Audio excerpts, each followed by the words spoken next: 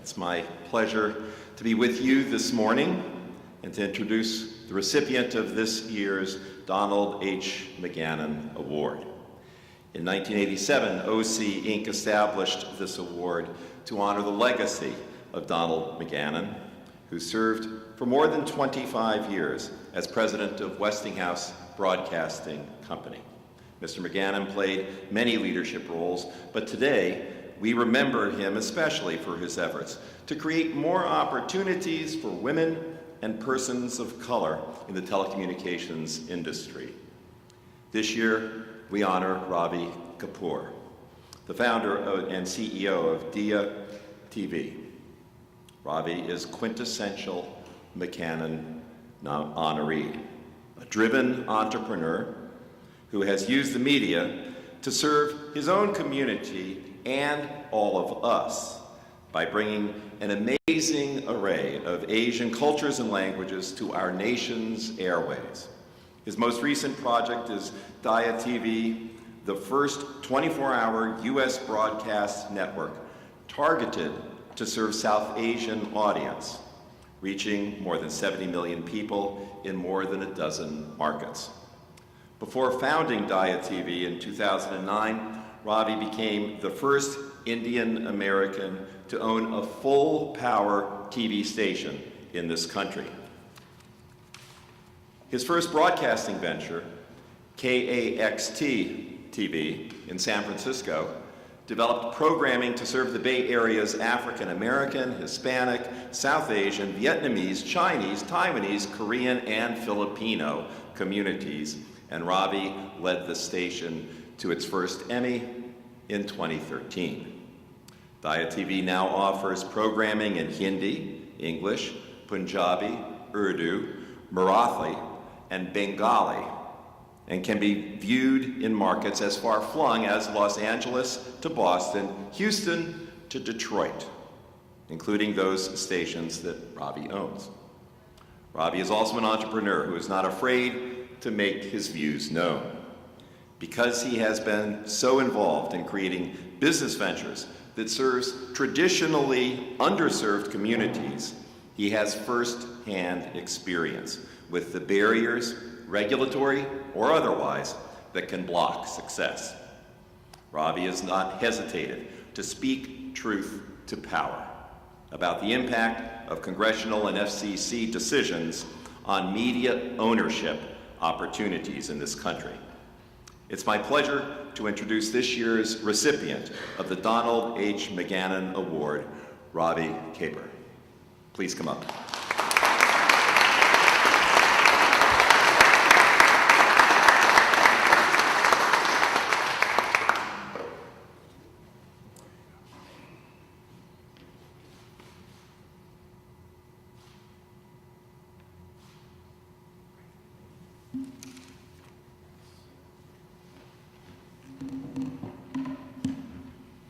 I don't know how I'm going to top that, but I will, in the spirit of this incredible venue, thank you all for inviting me here. I am beyond humbled. First, I want to wish you a happy Diwali, given the scenario that we have here. Diwali just concluded. It's a 5-day festival of lights, and it's celebrated by millions of Hindus, Sikhs, and Jains across the world. This festival coincides with the Hindu New Year, and it celebrates new beginnings and the triumph of good over evil and light over darkness, and I think we can always celebrate that. First of all, thank you, UCC, for this honor. Earl, Cheryl, Jim, Rashad Brinko, congratulations. Just to be associated in some form or fashion with the likes of Dr. Parker and Mr. McGannon, it's overwhelming, and there is so much more work that I know needs to be done. Facilitating access to the airwaves for women and minorities has seemed, frankly, obvious to me for most of my adult life. As a San Francisco native, diversity is a way of life. And it never made sense to me, and it still doesn't, why there is not full representation in media ownership, management, and talent of the communities of color, especially all of those folks that were around me. I understood at a very young age the influence media has in our society, and I set out to try to understand the industry at a very base level. Because of the incredible support I received from my parents and now my wife, this journey in media has taken me from the Bay Area to Syracuse, New York, go Orange, Champaign, Illinois, Eugene, Oregon, Jackson, Tennessee, Salinas, California, Chicago, Illinois, and Fargo, North Dakota. I have lived in most of these places, so my ties to most of these areas run deep and has informed my perspective on the role media has in our society. At my core, I'm a journalist. I worked as a very, very, very low-paid anchor, reporter, and producer for a slew of TV and radio stations. So it really does boggle my mind that I am perhaps the only working journalist that owns a full-power television station in the United States. Frankly, my story and our business should not even exist. Serving the needs of diverse communities should have been done decades ago. But here we are in 2017 with the same excuses that are made today as when Dr. Parker and Mr. McGannon were pounding the pavement. I have been in media ownership for nearly a decade now, buying into my first television station, a Class A low-power TV station in San Jose, right as the broadcast television industry transitioned from analog to digital. The station had been a failure for more than 20 years. It did not have any cable or satellite coverage, nor any call letters that had any resonance in the Bay Area. There was no venture capital for this endeavor, as wonderful as that might have been. Nobody in their right mind was trying to invest in a failing analog low-power TV station that was broadcasting Spanish Christian programming at the time. But knowing all of these challenges, I was able to get enough support from my family to help this new digital TV venture get off the ground.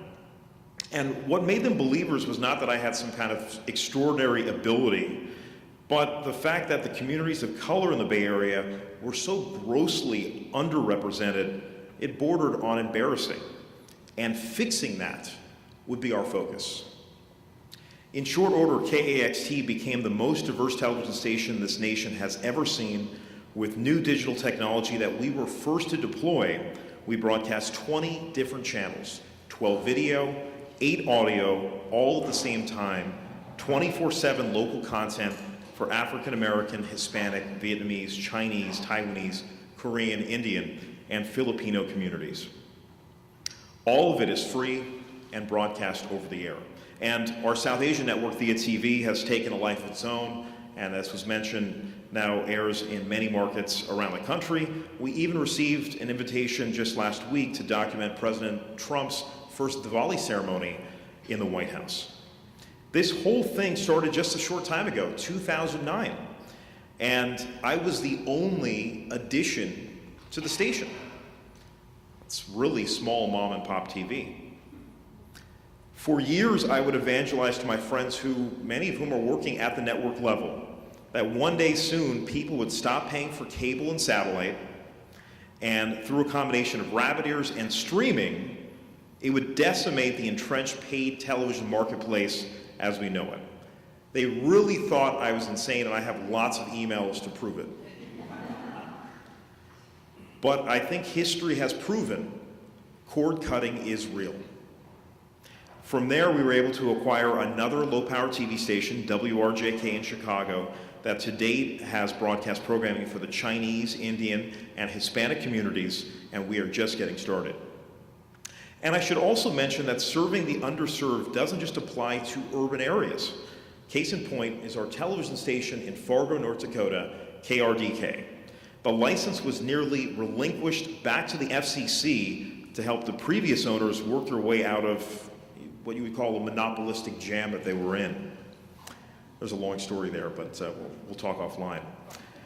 Somehow we were able to acquire the license, and today our humble television operation produces more live and local content than every other television station in the state of North Dakota combined. That's the power of actually serving your local community with programming they really want to see and not just force-feeding them homogenized content from out of town. It would be great to leave you today with a feeling that this is the norm, but it's not. The FCC Spectrum auction is just one example where a few major telecom companies in this case, and some hedge funds, have been enriched and left those of us independent broadcasters in a nebulous position we may never recover from. And while I meet some incredibly well-intentioned, articulate, kind people in the media space every time I come to DC, the non-lawyers, of course. Just kidding. The reality is we are further away from reaching adequate ownership representation than we have been in decades. I implore each one of you to do your part to form a more perfect media marketplace. We have the numbers. We just need the collective will. And I would like to leave you with some words written about Dr. Parker at the time of his retirement in 1983. Broadcasting Magazine hailed him as, quote, the founder of the citizen movement in broadcasting who spent some 2 decades irritating and worrying the broadcast establishment. What a legacy that would be for me and for all of you to be the irritant in the vein of the late, great Dr. Parker. Thank you all very much.